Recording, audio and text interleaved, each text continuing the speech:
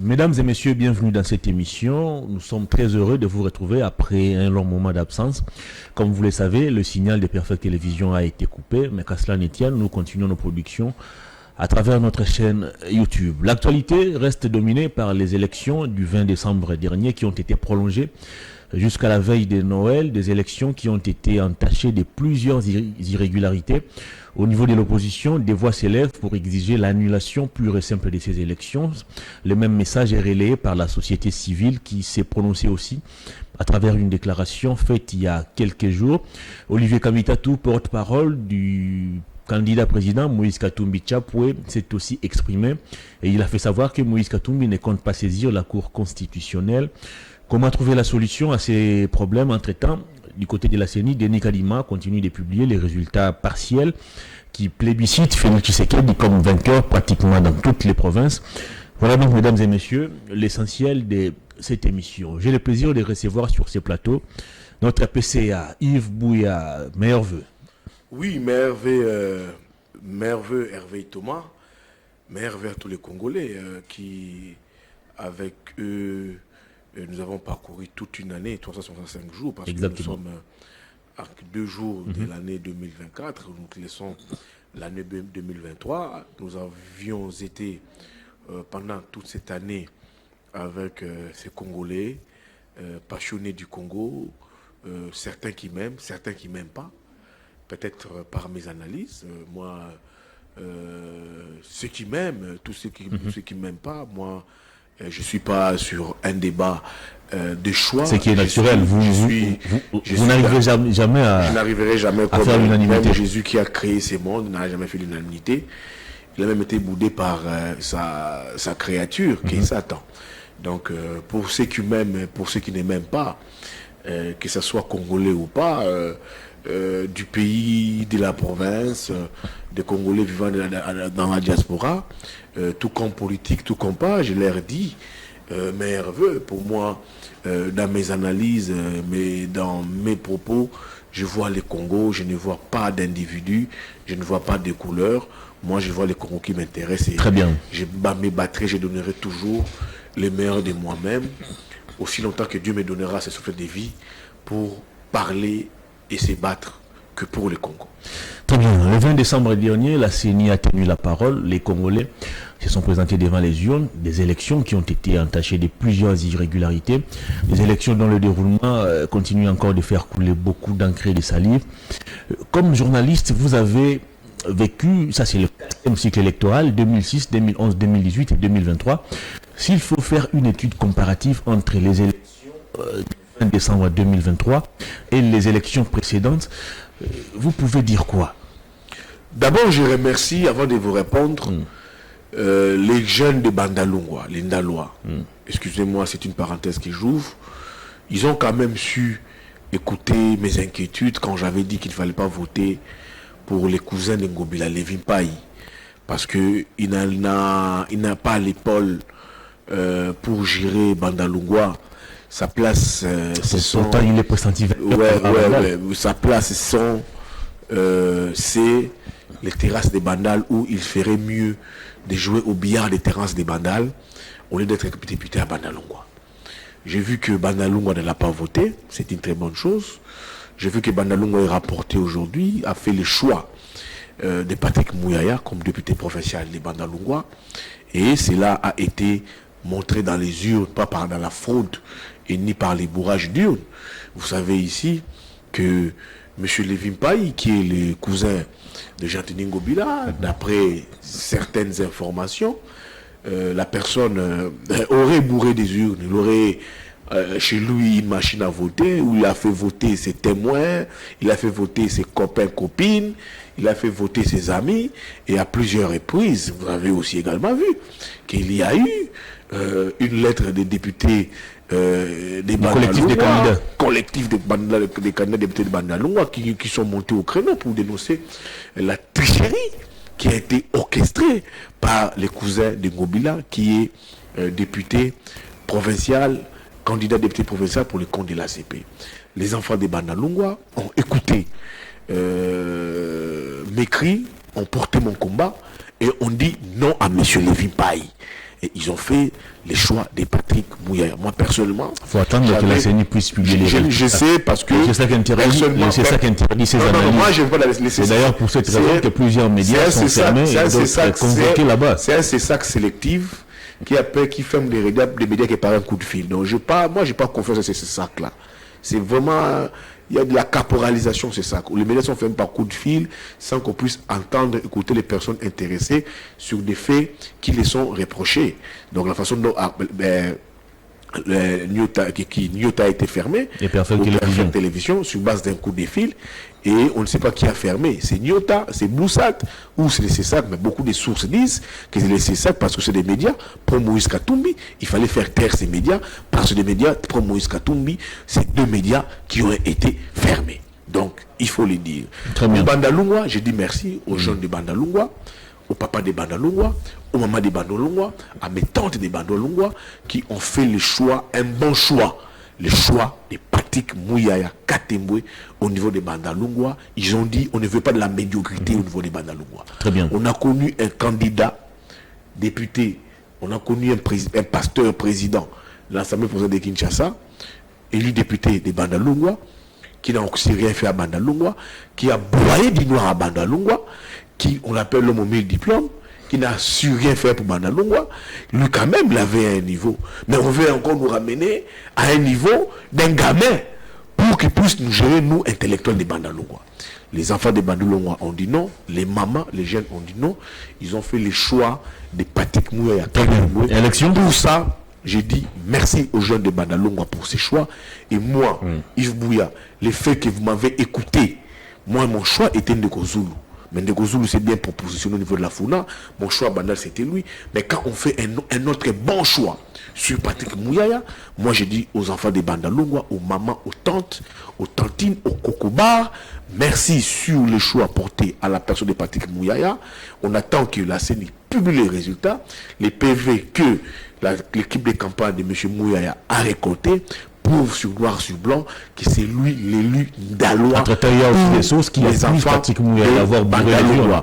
Je ne pense pas qu'il ait bourré des urnes. S'il avait bourré des urnes, on allait avoir ça, on allait l'arrêter, on allait voir plusieurs preuves qu'il a bourré des urnes. La personne qui a bourré des urnes au niveau des Bandalungwa, il y a plusieurs noms qui circulent. Hein? Il a dit, mais là, on a entendu que des candidats, il y a un collectif de candidats provinciaux, candidats députés provinciaux des Bandalungwa qui élection du 20 décembre pour s'opposer à ce que le jeune Lévin Paye a fait, et j'ai la lettre de ces collectifs des Bandalungwa. Donc, moi, Yves Bouya, pour vous remercier de ces choix de Patrick Mouyaya, je vais aussi vous remercier à mon niveau, mais j'attends que la CENI puisse publier les résultats, et puis je vais organiser un cadre de remerciements pour le choix porté sur Patrick Mouyaya, qui a une grosse carrure au niveau national, au niveau provincial et même pour le pays. Élection du 20 décembre, des irrégularités, des machines à voter retrouvées entre les mains des particuliers, des machines qui tombaient en panne en plein vote, des centres qui ont ouvert très en retard, plusieurs personnes qui n'ont pas voté, des élections prolongées au-delà des 24 heures. D'une manière globale, vous faites quelle analyse à ces jours des élections du 20 décembre? Il faut les comparer aux élections précédentes. Après avoir couvert 4 cycles électoraux, je suis à mon 4e cycle. Je suis quand même aussi, j'ai quand même de l'âge dans cette profession maintenant. Je suis à mon 4e cycle. Vous êtes suffisamment outillé. Je suis suffisamment outillé. Des élections de 2006 jusqu'en 2023, l'élection la plus mauvaise que nous ayons organisée aux frais des contribuables congolais, ces élections ici de Denis Kadima. Denis Kadima a même lavé Corneille Nangaa. Il a complètement blanchi Corneille Nangaa. Denis Kadima. Il n'a pas organisé une élection. Denis Kadima nous a organisé, excusez-moi pour le terme, un terrorisme électoral. Un terrorisme électoral. C'est du terrorisme électoral c'est du terrorisme électoral. Il a respecté le délai requis par la Constitution. Non, écoutez, il a respecté le calendrier. Ce n'est pas question de respecter les délais constitutionnels. C'était prévisible que la CENI n'était pas prête pour gagner les élections. Dans le cadre de concertation CENI parti politique, tous les candidats présidents ont posé la question à Denis Kadima. êtes-vous prêt à organiser les élections en 2023? Parce que tous les signaux indiquaient qu'il était impossible d'organiser les élections en 2023. Soit M. Denis Kadima dit qu'il était prêt, qu'il était prêt, qu'il était prêt.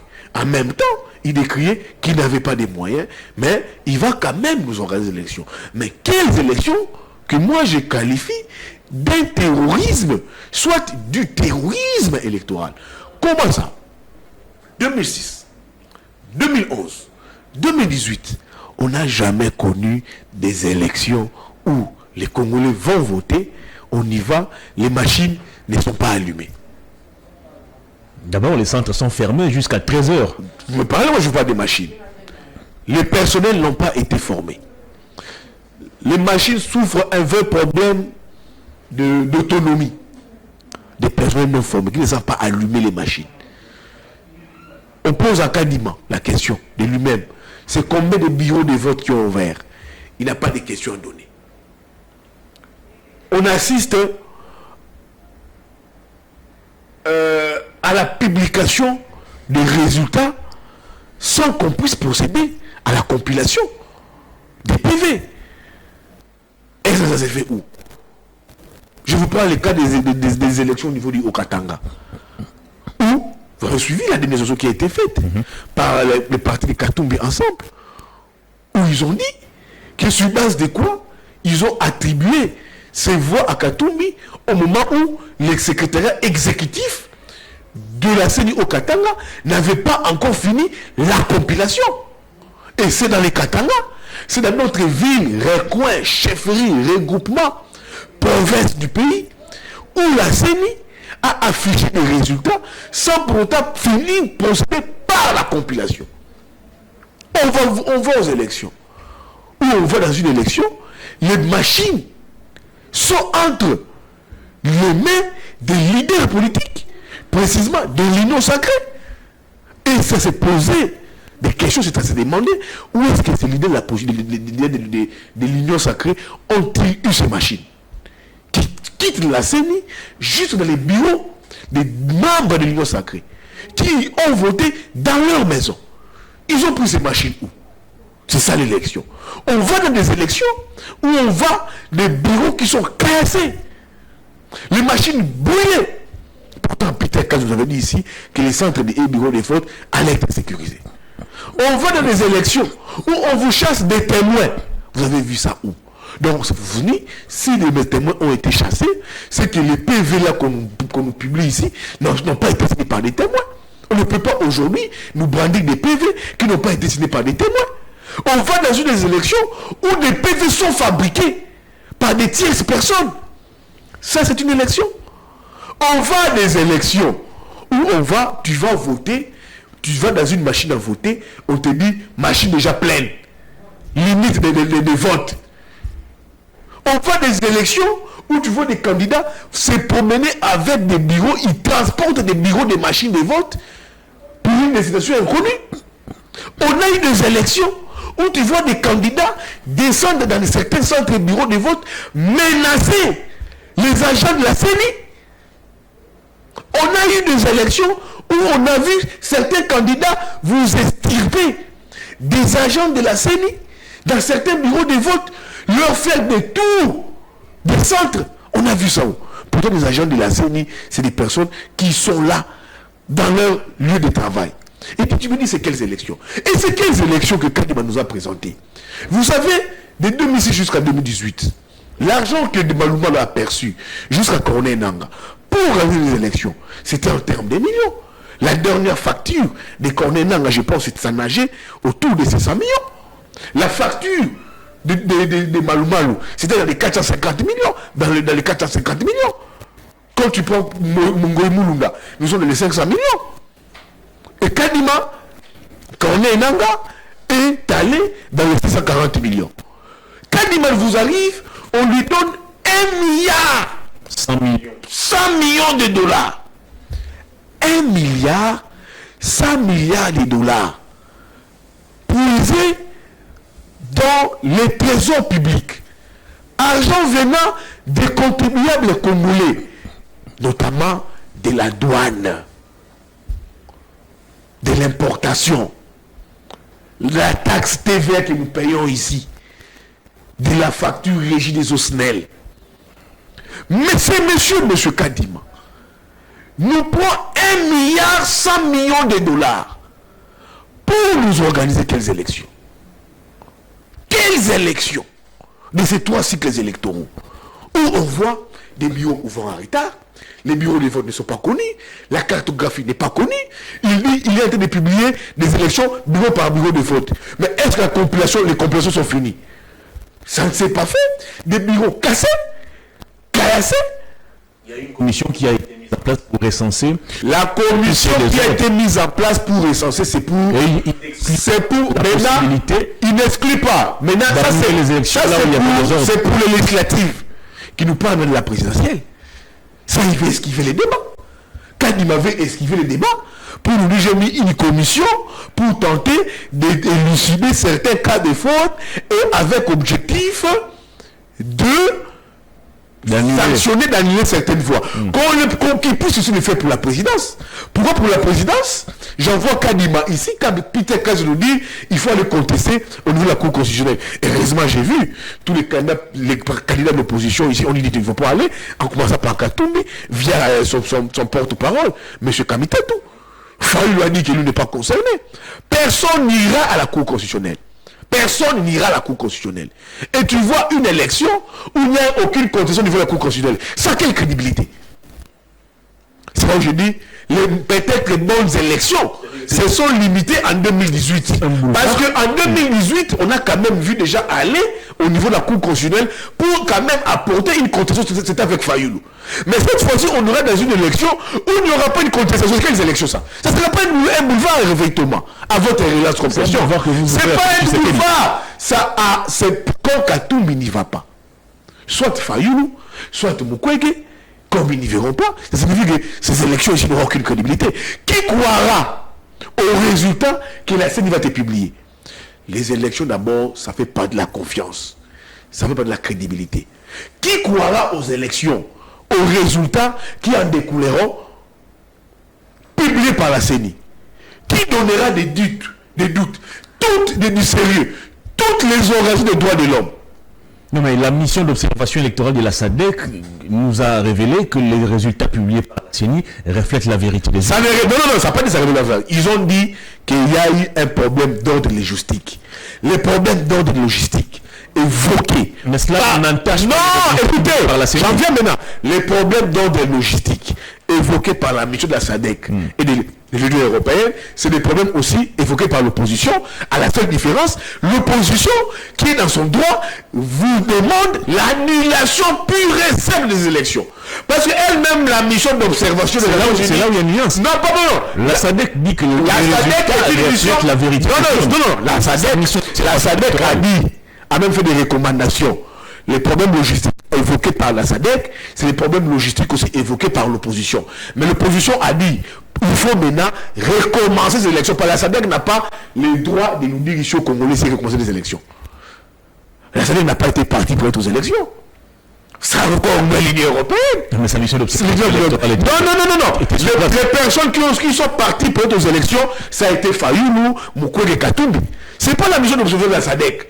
C'est pas la mission d'observation de l'Union africaine. C'est une mission d'observation. Les mêmes revendications formulées par eux, c'est les revendications formulées par Katumbi, Fayoulou, Mukwege et d'autres leaders candidats présidents de la République. C'est à la seule différence et ont exigé au regard de ces problèmes d'ordre logistique qui entachent la crédibilité du processus électoral, qui termine l'image du processus électoral, qui prête le flanc à une tricherie, à la fraude. Nous, Congolais, ayant participé, parti pour notre processus électoral, nous exigeons l'annulation pure et simple des élections, parce que ces élections qui ne sont pas crédibles, ça n'a aucune crédibilité. Quand vous allez obtenir l'annulation de ces élections, vous ne faites pas confiance à la constitutionnelle, vous estimez que c'est une cour COD. Tous les leaders de l'opposition, tous les leaders de l'opposition ont dit obtenir l'annulation de ces élections. L'opposition aujourd'hui vous parle d'une seule langue. Pourtant, on a entendu, on a attendu que l'opposition, cette même opposition, puisse se mettre autour d'une table dégagée, une candidature commune. L'opposition, là, c'est une paire de manches. Écoutez, on a en face l'opposition. Écoutez, ça c'est une autre paire de manches. L'opposition est allée aux élections de manière diversifiée. L'opposition a prouvé dans sa diversité qu'elle était capable d'aller aux élections. Écoutez, j'en viens. Vous êtes battu. Non, pas battu à plat de couture. On sait comment ce Kadima organise ses élections. Avec les bourrages. Quand Kadima aujourd'hui veut organiser un cadre de concertation avec d'autres missions d'observation, notamment la Simocel, la Senco, les CC. C'est pourquoi? C'est pour aujourd'hui effacer la mauvaise image qui porte à tête au processus électoral. On veut aussi que Kadima aussi nous remette aussi en cause, qu'il appelle aussi notre mission d'observation pour l'élection présidentielle. Quelle est cette élection présidentielle où tu sais qu'il gagne partout, a gagné partout? C'est quoi cette élection présidentielle? Tu sérieusement? Non. Tu sais, quand tu suis, tu sais qu'il dit. Il a gagné partout. C'est quelle élection où vous avez vu, depuis que moi j'ai couvert les 3 cycles électoraux, on a une élection qui est partie sur une semaine. C'est quelle élection? Thomas, c'est quelle élection? Si j'ai toujours des votes. Le président de la CENI, le délai du vote. Pas le délai. Il est pas. Non. La loi électorale ne l'autorise pas. C'est pas la loi électorale. Même les premières tendances qu'il donne, la loi électorale ne l'autorise pas. La loi électorale vous parle des élections provisoires, des résultats provisoires. Lisez l'article 71 de la loi électorale. Nullement c'est écrit dans la loi électorale que la CENI doit vous publier les premières tendances. Si M. Kadima vous publie les premières tendances, il veut déjà orienter l'opinion. Et ces premières tendances-là ont commencé par la diaspora sur les 13 000 voix. Donc vous voyez que ces élections est entachées d'irrégularités qui poussent l'opposition de ne pas partir. Parce que déjà, lisez les rapports de la Simocel. Ça dit quoi? Ces irrégularités. Maintenant, aujourd'hui, la CENI veut s'ériger en juge parti. Il y a eu trop de bruit. Des voix se sont levées sur ces irrégularités pendant les élections du 20 décembre. Maintenant, la CENI veut s'ériger en juge parti en mettant en place une commission devant traiter certains cas. Non, elle ne peut pas traiter certains cas. Que la CENI nous dise d'abord, avant les législatives, où en sommes-nous avec les irrégularités décriées au niveau de la présidentielle? Il y en a eu plusieurs. Les bourrages d'urnes, il y en a eu. C'est comme je l'ai décrit ici. Les bureaux ont ouvert en retard. Les Congolais se sont lassés pour aller voter. Pas de bureau de vote, pas de cartographie. Combien de bureaux de vote qui ont ouvert, on ne sait pas. Des témoins chassés des centres de vote. On a vu des machines entre certains leaders de l'Union sacrée. Des machines affichées qu'il y avait déjà eu vote en amont. Et après, ça a atteint une limite. Sur ces irrégularités, au niveau de la présidentielle, M. Kadima ne dit rien. Maintenant, aujourd'hui, j'apprends, jeudi, qu'il a installé un cadre de concertation entre candidats et certaines structures d'observation pour parler de ces irrégularités. Mais Kadima nous dit d'abord, où en sommes-nous de ces irrégularités au niveau de la présidentielle avant d'entamer sur la publication des élections au niveau de l'élection des élections législatives. Là, il veut encore orienter l'opinion. Il veut encore orienter la donne pour dire, je vous ai écouté, je vais tenter de faire quelque chose pour vouloir un peu maquiller la forfaiture, la catastrophe, le terrorisme électoral ayant émaillé ces processus électoraux. De manière pragmatique, comment l'opposition peut-elle obtenir à ces jours l'annulation des élections? À travers la Cour constitutionnelle, vous dites non, vous n'allez pas y aller. Martin Fayoulou a tenté d'organiser hier une marche de protestation, ça a été réprimé violemment. Alors comment comptez-vous faire pour obtenir l'annulation des élections de manière concrète? Est-ce par les mêmes marches ou vous avez peut-être un plan B ou quelque chose de caché? Non, moi je ne peux pas dire ici, vous avez suivi toute l'opposition. L'opposition est unanime. Cette opposition a affiché une certaine... n'a pas affiché ses limites, a démontré ses capacités d'aller aux élections, cette opposition. Malgré tous les méandres qui ont été mis pour que ces élections soient chaotiques et bâclées. Mais l'opposition, dans sa diversité, a été au four et au moulin pour participer au processus électoral. On avait dit que les fichiers électoraux posaient problème. La Cour constitutionnelle posait problème. C'était à la solde du régime. La CENI, à la solde du régime. L'opposition y est allée. Elle a participé dans sa diversité. Mais maintenant, au lendemain de ces élections, cette opposition aujourd'hui s'est dit aussi prête d'obtenir l'annulation de ces élections. C'est un combat Hervé Thomas. De quelle manière vous allez l'obtenir? Vous voyez ce combat. C'est la grande question. Moi, je ne suis pas à aveugle. Laquelle vous ne trouvez moi, je ne pas suis de pas, réponse. moi, je ne suis pas aveugle. Moi, je suis voyant. Je refuse de parler comme un aveugle. Je parle comme une personne qui voit les choses venir. Je refuse de parler comme un aveugle. Je parle comme une personne qui voit les choses qui arriver. C'est un combat que l'opposition va mener, soit qui va mener sur deux fronts. À l'international et sur le plan interne. Mais à l'international, n'est-ce pas une bataille déjà perdue? Ça, c'est vous qui le dites. Déjà perdue. À quel niveau, on ne sait pas encore. Là, ces jours, c'est les silences radio qui s'observent un peu. C'est ça que vous dites. Suivez tous les communiqués des ambassades. Tous les communiqués. Les ambassades vous appellent à la retenue. Non, ils vous disent ça suit de près. Et après et après, ces ambassades auront aussi un mot à dire. Mais ce sont les mêmes communiqués reproduits chaque fois qu'il y a élection. Ça ne peut pas. Rappelez-vous des élections de 2018. Ça ne peut pas aujourd'hui. Ça suit de près. C'est ce que ces ambassades vous disent. Et pour des deux, les partis prenant au processus électoral, Fayulu, Mukwege, Katumbi, vous parlez le même langage. Et je vois aussi les FCC, bien que ça n'a pas participé aux élections, mais on ne peut pas dire au FCC de vous réfléchir et de vous penser Congo. Et tous vous parlez quoi? L'annulation de ces élections. Et en vous parlant de l'annulation de ces élections, vous tous ces candidats députés, tous ces candidats présidents se réfèrent à la Constitution. Je vous ai vu quand vous parlez de l'article 64. Je vous ai vu qu'à Fayulu vous parler aussi de l'article 64. J'ai vu les PPRD vous parler de l'article 64. Mais comme toujours. Et après, on ne peut pas leur interdire ça. On ne peut pas leur interdire ça.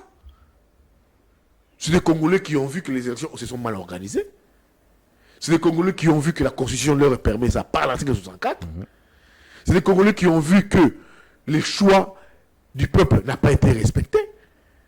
C'est des Congolais qui ont compris que c'est des milliards de dollars qui ont été ponctionnés dans les trésors publics. L'argent venant du contribuable congolais qui s'apparente à une escroquerie. Ces élections s'apparentent à une escroquerie. Ces Congolais vous disent Fayulu comme politique, Katumbi comme politique, Matata comme politique, Sessanga comme politique, Mukwege comme politique, les kabylistes comme des politiques. Ils vous disent que la Constitution leur donne le droit de revendiquer selon l'article 64. C'est ce que je décrypte, c'est ce qu'ils ont dit dans leur langage. Et c'est à eux politiques, comme ils parlent le même langage, c'est à voir comme eux politiques, comment est-ce qu'ils mettront ces mécanismes en place. Ce n'est pas moi Bouya. Mais moi comme journaliste, je comprends que toute l'opposition aujourd'hui dans son ensemble, ceux qui ont participé et ceux qui n'ont pas participé dans ce processus électoral, vous parlent un même langage, l'annulation des élections. Je vous fais allusion ici du FCC, qui vous disent que nous allons user l'article 64. Je suis vu les propos de certains communicants du FCC. J'ai suivi les propos de Moïse Katumbi par son compte Twitter. J'ai suivi Fayulu dans ses déclarations d'hier. Ils vous brandissent tous l'article 64 parce qu'ils disent que c'est un article qui les reconnaît comme congolais d'user de ses droits constitutionnels qui aujourd'hui pour eux est devenu une prérogative, une option pour demander, exiger l'annulation des élections. Vous répondez quoi à ceux qui pensent que l'opposition n'a pas appris de ses erreurs du passé? 2006, Jean-Pierre Bemba s'est affronté à Joseph Kabila au deuxième tour de l'élection présidentielle. C'est Kabila qui a gagné et après Bemba a revendiqué la vérité des urnes. À Kinshasa, ça a même tiré. Mais il n'avait jamais... les conséquences... Je vais vous faire une confidence, Thomas. Vous savez pourquoi le Congo... Je vous comprends. Qu'est-ce qu'on peut tirer en termes de leçons au regard de ces 4 cycles électoraux que nous, Congo, ce sont les mêmes revendications. Pourquoi les mêmes méthodes. Les conséquences, c'est quoi? Les pays n'arrivent pas à avancer. Mauvaise élection, ça freine l'élan économique et le développement du pays. C'est ça les conséquences des mauvaises élections. Les choix du peuple, la volonté du peuple n'a jamais été respectée. Quand vous avez des élections organisées avec beaucoup d'argent et qu'elle est très mal organisée, on vous trouve les bourrages d'urnes, on vous trouve, comme le cardinal a dit, un gigantesque désordre. Et au lendemain des pareilles élections, vous pensez que le pays va avancer? Le pays n'avancera jamais. On ne connaîtra jamais une bonne gouvernance. On ne connaîtra pas un pays qui sera sur une perspective d'élan. On restera un pays, comme les Anglais le disent, un pays de go and stop. Vous savez ce que c'est un pays de go and stop? Vous avancez d'un pas, vous reculez encore des 10 pas. Vous avancez des 10 pas, vous reculez des 100 pas. C'est la conséquence pour laquelle on n'évolue pas. Parce qu'on nous a toujours habitués à nous organiser des très mauvaises élections. Moi, je me dis même que ce qu'on a vécu le 20 décembre a été fait de manière délibérée. De façon délibérée. Pourquoi? Toi et moi, nous sommes parents. Moi, par exemple, je suis parent. Ma femme peut... Moi, je ne le suis pas encore. Tu ne l'es pas encore. Tu le seras dans quelques Exactement. mois. Non, dans quelques années. Pas... Moi, par exemple, ma femme attend famille. Moi qui suis responsable de cette grossesse, je sais que ma femme doit aller accoucher. Pendant 9 mois durant, je n'ai pas préparé cette maternité, cette layette. Ma femme accouche. Je suis dans l'incapacité de payer la maternité et de faire la layette. À qui incombe les responsabilités? À l'auteur de la grossesse. Et je ramène cet exemple avec les élections que nous avons organisées. Je constate, je crois, que ça a été fait de manière délibérée. Durant 5 années, on pouvait nous éviter, excuse-moi pour ces termes, le terrorisme électoral que nous avons vécu. Donc ici, j'ai évoqué certaines pratiques qui n'ont pas honoré le pays, qui n'a pas honoré lui-même Kadima, qui n'a pas honoré la CENI. Est-ce que ce n'est pas les Congolais de manière générale? Si ça a été fait de manière délibérée, souple, on sait qu'on n'a pas un bilan. Il n'y a pas un bilan à présenter. On sait qu'on a une opposition qui a été organisée. On sait que nous avons une opposition avec des moyens. Une opposition introduite. On n'a pas de bilan. Qu'est-ce qu'on fait? Une opposition distraite. On nous organise des élections qui s'apparentent à un gigantesque désordre, comme l'a dit le cardinal, et puis après, pour justifier une élection. On n'a pas organisé une élection. On a organisé un plébiscite. Ça n'a pas été une élection. Un plébiscite où on a vu un candidat gagner partout. Gagner partout. Moi, j'attends qu'on puisse proclamer les élections ici. Donc, à ce jour, vous donnez raison à Kabila, qui avait déjà vu toutes ces choses de loin, et il a décidé de rester à l'écart. Pas donner raison à Kabila. L'opposition a dit, on y va, on affronte. On y va, sachant que tout est déjà mis en œuvre pour tricher. Mais oui, mais c'est un combat qui va se poursuivre. Alors, l'opposition a été alors naïve? Elle n'a pas été naïve. Alors, si l'opposition ne partait pas aux élections, l'opposition allait laisser un boulevard à Tshisekedi. M'attendez un peu. Il fallait y aller. Je vous donne deux faits. Ouais. Jean-Marc Abound, au mois de juillet 2022, je pense, il nous alerte que tout est déjà mis en œuvre pour que Félix Tshisekedi puisse tricher et avoir un deuxième mandat. Silence radio du côté de l'opposition. Pendant l'enrôlement des électeurs, au Kasaï, il y a des effets de la CENI qui ont été retrouvés entre les mains des particuliers. Des candidats estampillés UDPS. Côté opposition, rien n'a été toujours fait. Et on va aux élections.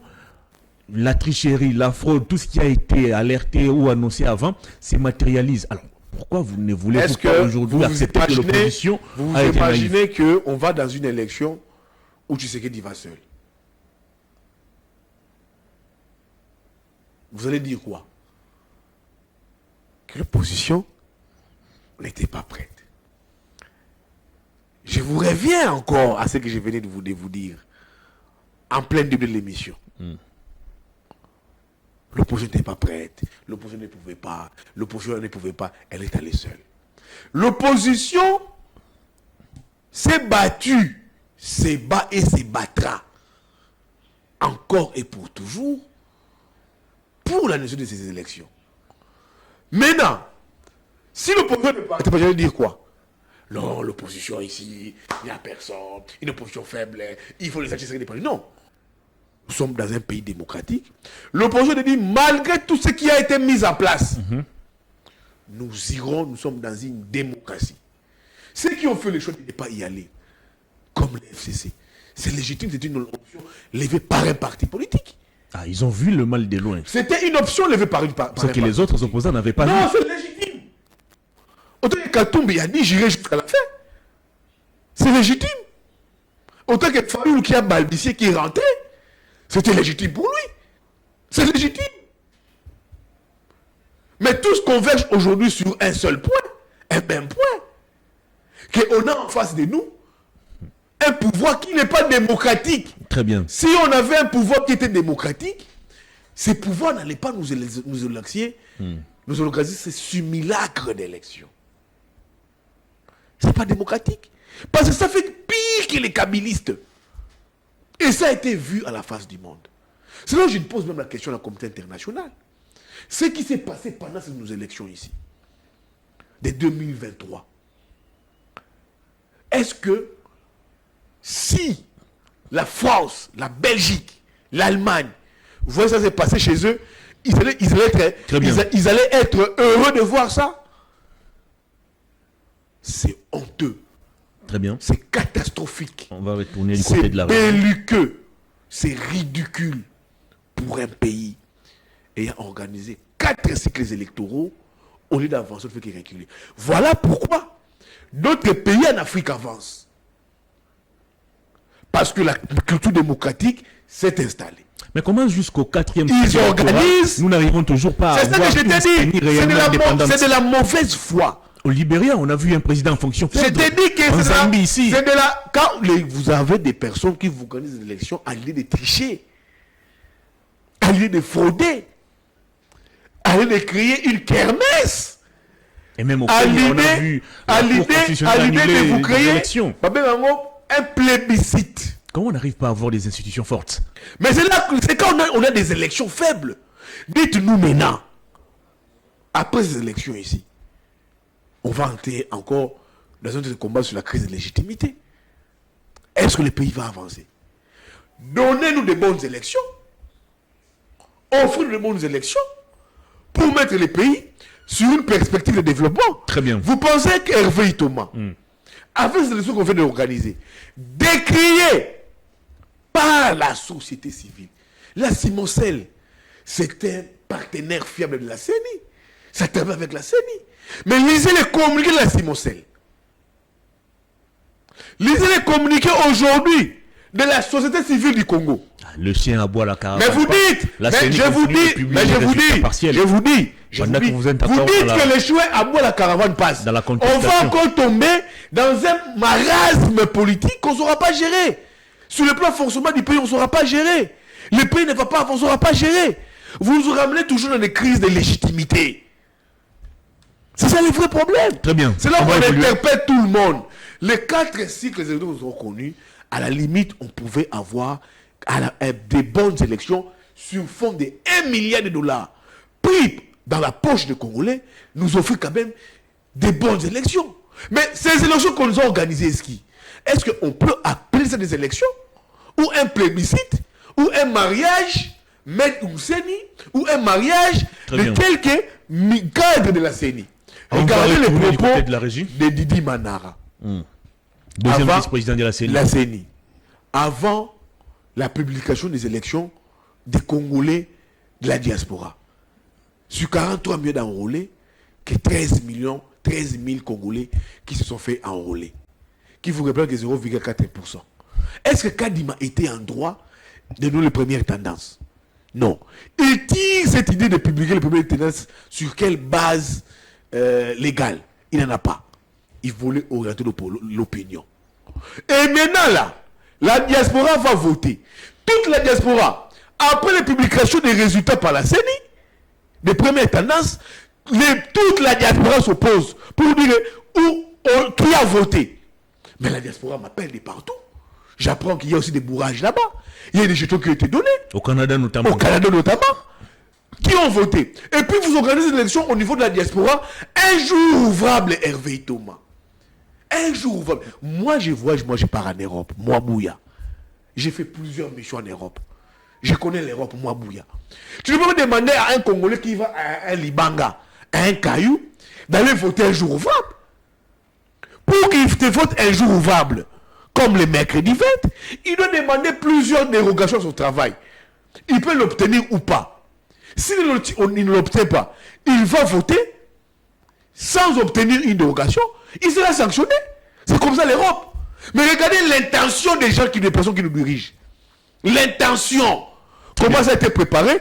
On organise l'élection. On va marquer un jour ouvrable. Ici chez nous, on nous demande, on nous met un jour férié. Au Congrès de la diaspora, on laisse un jour ouvrable. Ils savent que comme tous les gens qui dirigent la plupart de la diaspora, ils savent que comment ça fonctionne en Europe. Ils laissent un jour ouvrable en Europe. Ils savent que pendant ce jour ouvrable, les Congolais qui sont dans des cailloux, qui sont en plein service, ils n'iront pas voter. Et qu'est-ce qui s'est passé? Il y a eu un clan, un club d'amis à qui on a remis un peu d'argent, à qui on a remis un jeton, et jetons qui se sont aussi retrouvés avec des machines à voter dans leur maison. Ils ont ici organisé les ambassades en complicité avec certains ambassadeurs pour orchestrer cette forfaiture. Merci. Alors dites-moi, au regard de tout ce que j'évoque ici, vous allez vraiment nous dire aux Congolais que nous avons organisé l'élection ou nous avons organisé un plébiscite. On marque une pause. En faveur d'un clan, d'une famille politique. Merci. Mesdames et messieurs, je vous invite à suivre le porte-parole du candidat numéro 3, Moïse Katumbi Tchapoué. Messieurs, Olivier Kamitatou qui a donné de la voix en rapport avec les élections du 20 décembre dernier. Suivez et retrouvons-nous juste après.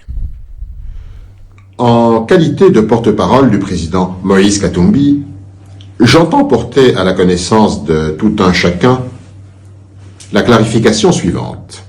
Après les élections les plus chères et les plus frauduleuses jamais organisées en République démocratique du Congo, on entend à travers des déclarations et des communiqués des appels invitant les candidats qui contestent les résultats de cette tricherie à recourir aux voies légales et à la Cour constitutionnelle.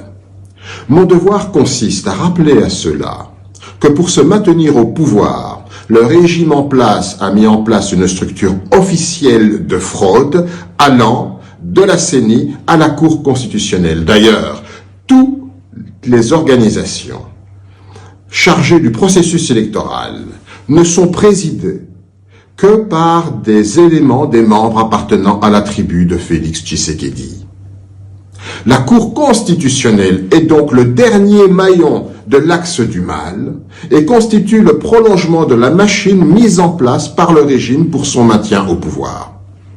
La Cour constitutionnelle ne pourra que consacrer la fraude orchestrée en amont. Recourir à elle lui permettra de blanchir la fraude de M. Kadima et de jouer pleinement son rôle dans l'axe du mal contre les vraies élections. M. Denis Kadima a planifié et organiser un chaos qui ne pourra jamais être annulé par la Cour constitutionnelle, déjà trop décriée dans son fonctionnement et surtout pour son président. Autre chose. Suite à toutes les irrégularités reconnues même par M. Denis Kadima, la CENI a décidé de créer une commission qui va enregistrer les dénonciations, investiguer, sanctionner et même annuler certains scrutins. Autre hypocrisie. Tout le monde sait très bien que M. Denis Kadima est l'auteur principal de ce chaos, certainement téléguidé par le bénéficiaire. Comment raisonnablement peut-on espérer que la CENI ou que M. Kadima mène une enquête objective? La CENI va-t-elle se transformer en témoin ou en mission d'observation? Il faut tout simplement annuler ces élections. Il y a impérieuse nécessité pour tout le monde de continuer à démontrer toute la fraude qui discrédite foncièrement ce processus mafieux, qui n'aura été qu'un gouffre financier, plus d'1,2 milliard de dollars américains divertis entre des copains. Pour revenir à la Cour constitutionnelle, que pouvons-nous attendre d'elle si l'on sait que son président a félicité la CENI pour la qualité du travail abattu?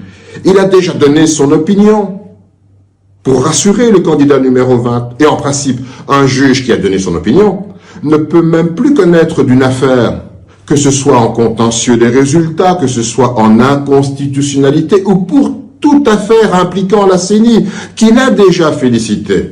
En réalité, il ne nous reste que l'article 64 qui fait obligation à toutes les Congolaises et à tous les Congolais de faire échec à toute tentative illégale de prise de pouvoir.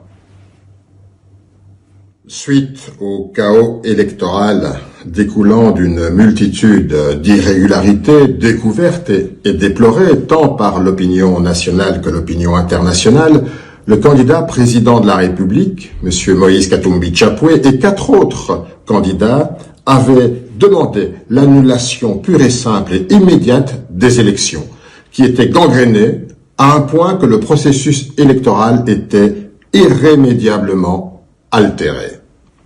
Mais la Commission nationale électorale indépendante, la CENI en sigle, très déterminée pourtant à poursuivre un processus dont personne ne tirera une quelconque légitimité pour exercer le pouvoir au nom du peuple congolais, s'essouffle en vain pour se précipiter à proclamer des résultats alors que le vote se poursuivait encore. Pour essayer de crédibiliser ce simulacre d'élection, la CENI espère distraire la population congolaise en attribuant arbitrairement à certains candidats, notamment à M. Moïse Katumbi Chapwe, et uniquement pour l'espace Grand Katanga, un pourcentage des voix qui pourrait malheureusement et malicieusement laisser croire à des scrutins objectifs en le mettant en première position.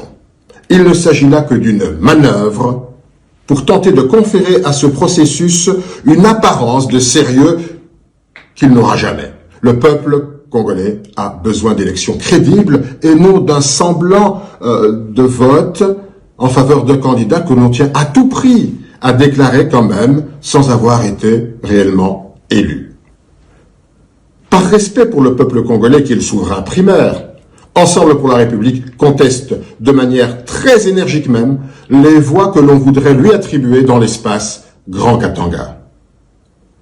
En effet, comment peut-on même croire que dans le suffrage retenu pour le candidat président, M. Moïse Katumbi Chapwe, dans l'espace Grand Katanga, alors que l'on sait qu'il y a eu de très graves irrégularités. Et on peut les citer, premièrement, le refus pour certains témoins pourtant accrédités d'accéder dans les bureaux de vote pour l'accomplissement des formalités légales d'ouverture. Deuxièmement, les difficultés pour plusieurs électeurs d'accéder aux bureaux de vote pour des raisons de logistique et d'organisation. Troisièmement, le dépouillement des bulletins de vote en l'absence des témoins. Quatrièmement, l'absence des procès-verbaux signés et remis aux témoins.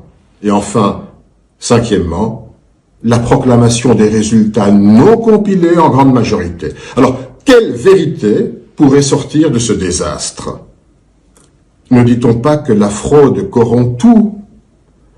Il est tout à fait évident qu'il y a impossibilité absolue d'avoir un pourcentage réel dès lors que les préalables de vote et de surveillance de vote ne sont pas du tout fiables. En plus de toutes ces graves irrégularités partiellement rapportées, il n'est pas possible de taire un fait totalement insolite: la détention et la manipulation des machines à voter entre les mains de certains candidats qui n'étaient pas de l'opposition. Ces derniers détenaient même des bulletins de vote et des urnes en dehors des bureaux de vote. Alors, cette découverte a été tellement scandaleuse, tellement horrifiante, que on peut se demander si tous les candidats étaient informés que l'on pouvait se procurer ces machines et surtout à quelle adresse. Parce qu'en dehors de ce mode d'acquisition, nous n'arrivons toujours pas à nous expliquer cette situation qui a définitivement emporté le peu de crédit que l'on s'efforcerait de placer dans ce processus électoral mortel pour la démocratie et qui a plongé le pays dans une infamie que l'histoire des nations retiendra. En conclusion, qu'il soit clair que Ensemble pour la République et le candidat président Moïse Katumbi réfute catégoriquement les voix qui leur ont été attribuées dans l'espace du Grand Katanga, comme partout dans le pays. Très bien, Yves Bouya, vous venez de suivre Olivier Kamitatou avec des mots très durs. Le camp Moïse Katumbi est clair. Pas des requêtes à la Cour constitutionnelle, une cour qui est animée par des individus proches de Félix Tshisekedi.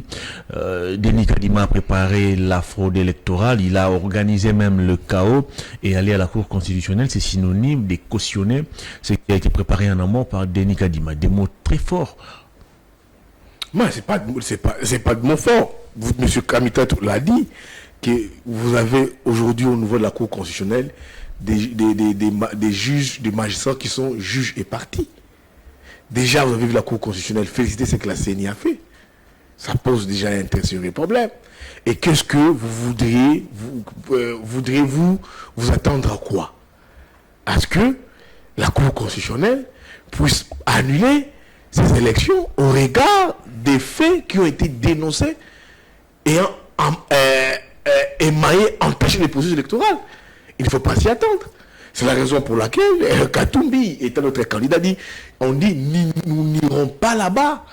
Parce que c'est une chaîne qui fait des commandements dont les responsables, l'animateur, nous connaissons ces ramifications avec les pouvoirs en place.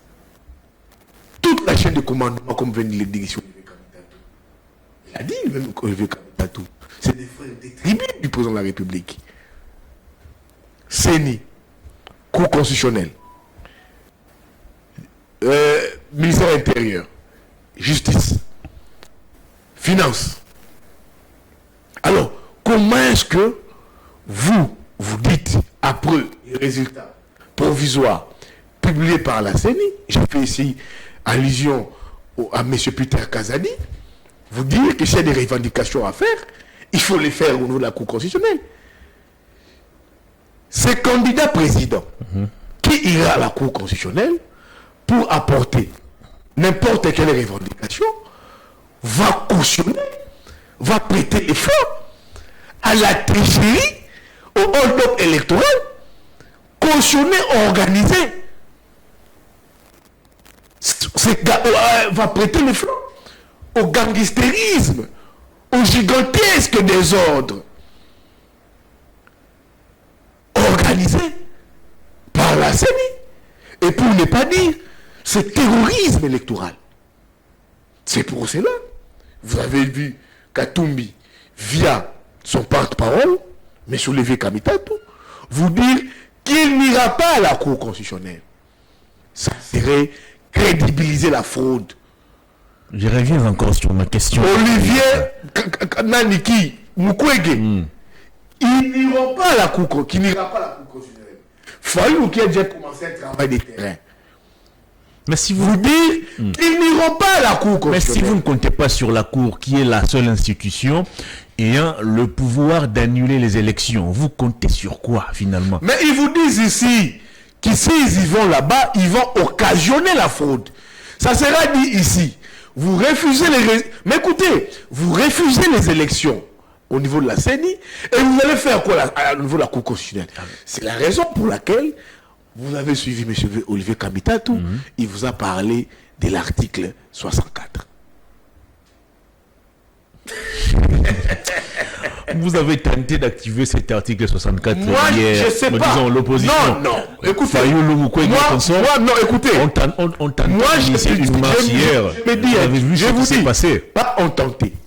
Ça existait et ça a vécu. Et il fallait suivre les reportages de TV5 hier pour vous dire que ça a été un pari gagné pour Fayoulou. C'est pas Bouya qui l'a dit. C'est TV5 qui l'a dit. Ce n'est pas un pari gagné. Non, moi j'ai pas dit. La marche devait partir des triomphales jusqu'à la CENI. Fayoulou vous a dit qu'ils ont été infiltrés.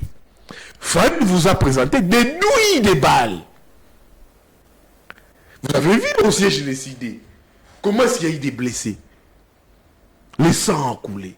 Vous avez vu dans ces reportages cette altercation entre la jeunesse, la population, avec les forces de l'ordre. Vous avez vu comment cette marche a été réprimée de les idées dans la répression. Vous avez vu certains reportages ici. Comment ça a été? C'est-à-dire qu'à ce jour, l'opposition est dans la logique de faire couler le sang. C'est toi qui vous le savez. Moi, je vous dans dis pas. Dans notre pays, l'organisation d'une marche, c'est synonyme de faire couler le sang. Je ne voudrais pas aujourd'hui que mon pays tombe dans la violence. On n'a qu'une seule patrie, le Congo. Je ne dirais pas à Katumbi de dire aux Congolais de faire couler le sang. Ce n'est pas derrière lui. Je ne dirais pas à Fayoulou, je ne dirais pas à Mukwege. Mais dans la bouche de ces politiciens, comme journaliste, je les entends dire, c'est encore comme je venais encore d'écouter Olivier Kamitatou vous dire, qu'ils vont activer l'article 64. Moi, je ne sais pas comment est-ce qu'ils le feront.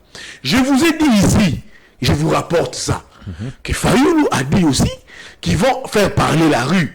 C'est de leur droit comme la Constitution leur dit ça. Et Kabouya vous répond, l'UDPS a le secret de la rue. Je ne sais pas, le secret de la rue, tant mieux. Moi, je parle de ce débat. Moi, je vais rester sur des faits. Tant mieux s'ils vont organiser la rue. Je ne sais pas. Je vous ai entendu ici dire Mukwege dire qu'eux aussi, ils ont signé un communiqué avec Fayoulou et Théodore Ngoï, ils ont commandé une marche, ils ont fait appel à une marche. C'était hier. Hier, pour s'opposer à cette élection qu'on a vue. Et c'est reconnu par la Constitution. C'est un droit constitutionnel. Est-ce que pour autant on peut les empêcher cela? Non. C'est à eux de voir comment est-ce qu'ils vont se organiser pour revendiquer, pour annuler ces élections. C'est à eux, parce que tous parlent les mêmes langages.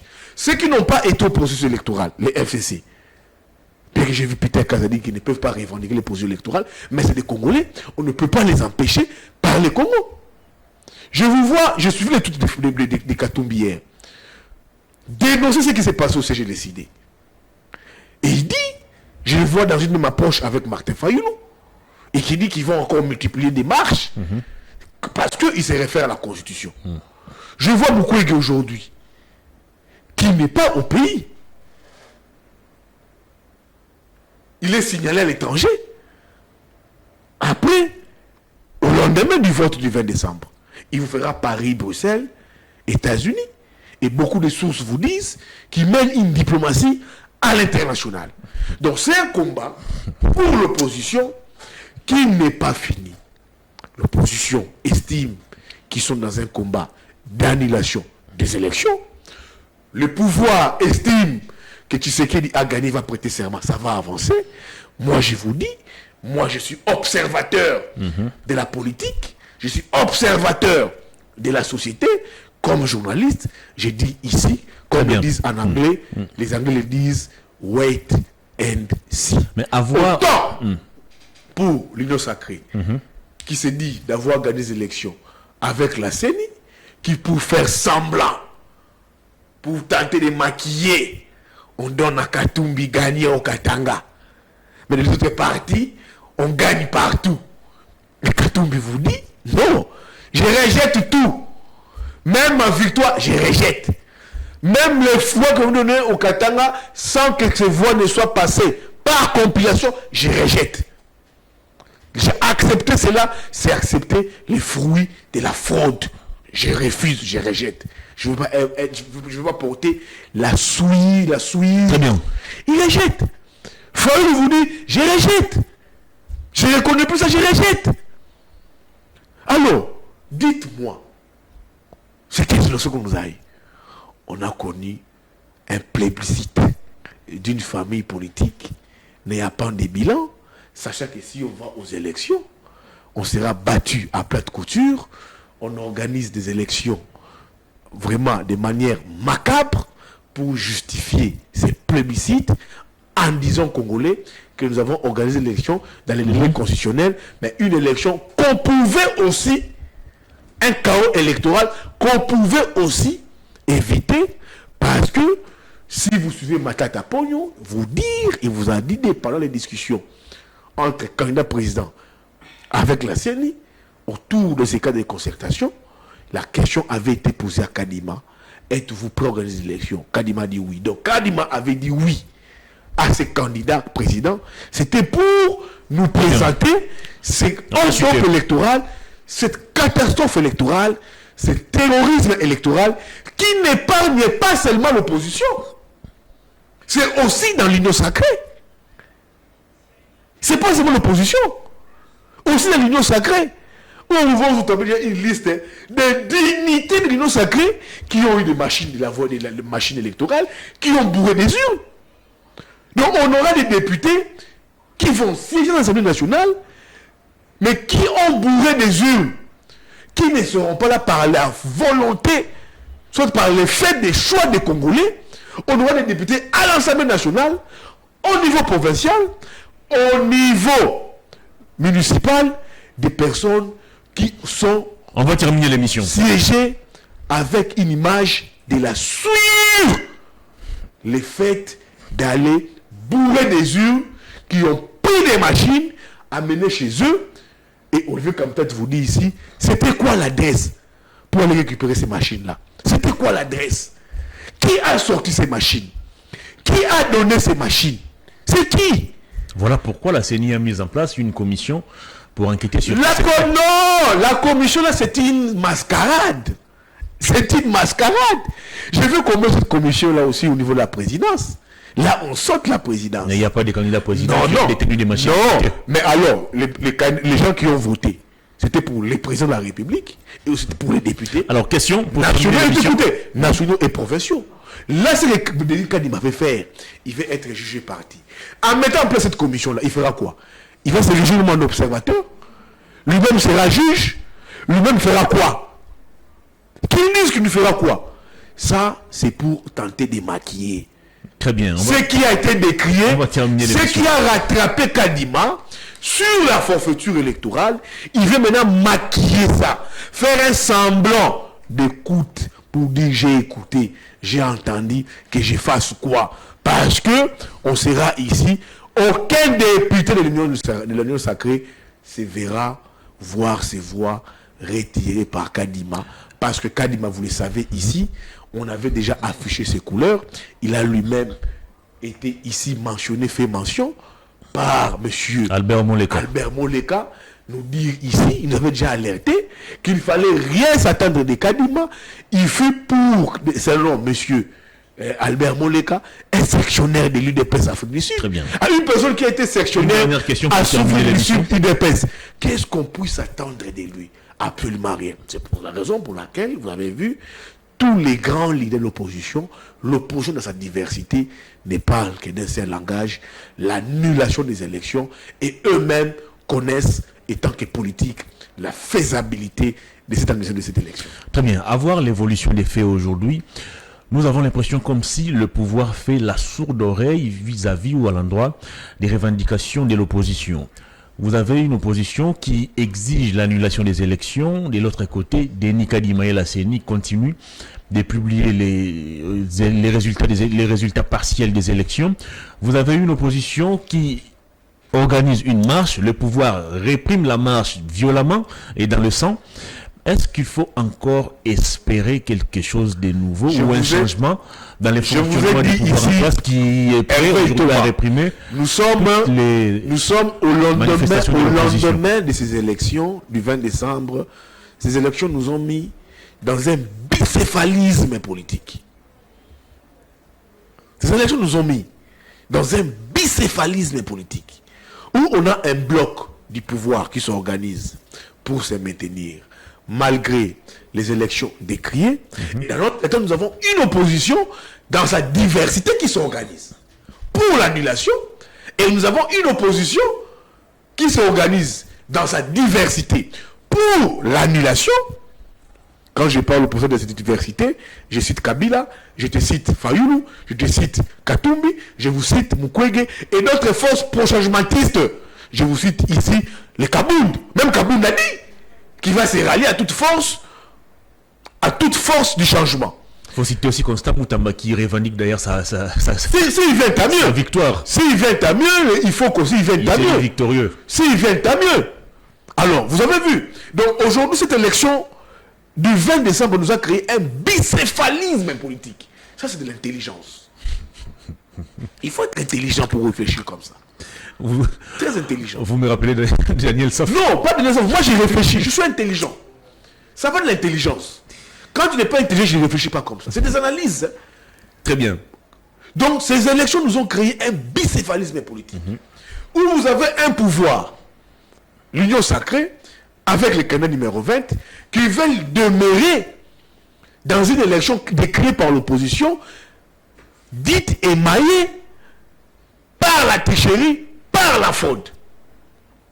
Vous avez un autre bloc des Congolais, de l'opposition, dans sa diversité. Je vous dis pas ce que Mukwege fait. Dans sa diversité. Vous avez vu Katumbi faire un coucou à Fayoulou. Vous avez vu les propos. Le même Fayoulou qui a été accusé d'être un intelligent avec le pouvoir. Je vous parle du bicéphalisme qui a été né. C'est de la versatilité aussi quelque part. Je ne suis pas dedans. La politique évolue telle qu'elle évolue. Je parle de ces bicéphalismes politiques nés au lendemain. Qu'est-ce qui arriverait si le pouvoir continue de faire la sourde oreille? Laissez-moi finir. Chutez. J'en viens, je chute. Je reviens encore sur cette intelligence que je venais de développer. Vous avez une opposition au lendemain des élections du 20 décembre qui, dans sa diversité, s'organise pour l'annulation des élections. La manière dont elle va s'organiser, moi je ne sais pas. C'est pour ça que je vous ai dit, wait and see. Une opposition dans sa diversité, je vous cite ici, Katumbi, Kabila, Mukwege, Fayoulou.